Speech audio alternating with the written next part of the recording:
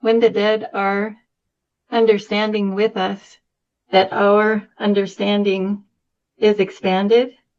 So we're contributing to them. And then in their reception of it, there's a communion that happens, and there's something else that gets fortified in our own souls and in our own thinking while we're doing the reading and the imagining.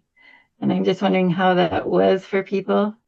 And it's not easy. It's not easy to do, to really live into the thinking and carry the stream of thought and creating the imaginations and the offering and receive and thinking of the person and carrying that all together at the same time.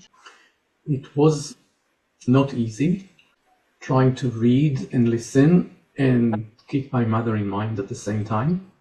I've never tried to do that. I've tried reading myself.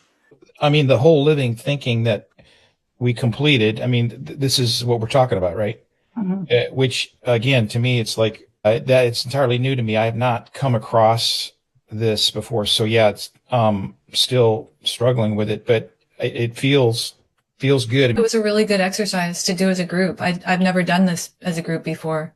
And I felt like all of your presence and consciousness of doing the same thing really helped me hold David and Midge in my consciousness. And so it was a very clear presence of both of them and different understanding, different revelations.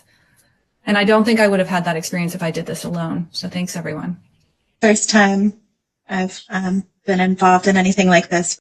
And I had a very interesting visual, like opening the space to read to a few of the people that came in just in the beginning of this for me.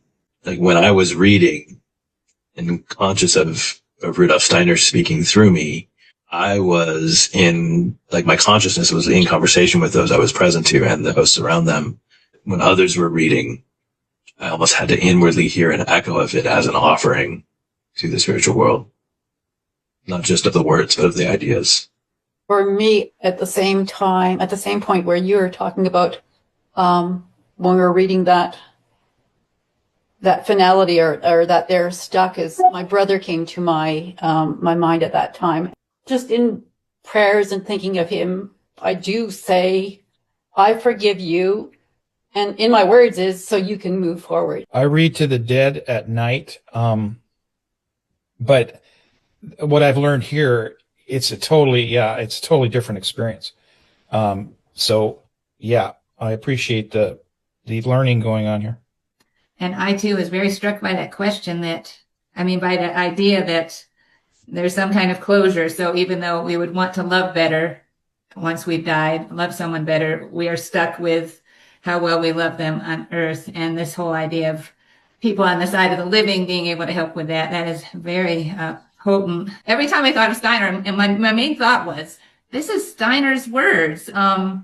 What's it going to be like to read Steiner's words to Steiner? And he would just kind of press in my heart and some tears would squeeze out. It was very encouraging, like Maureen and Eitan say about the dead that they've been working with.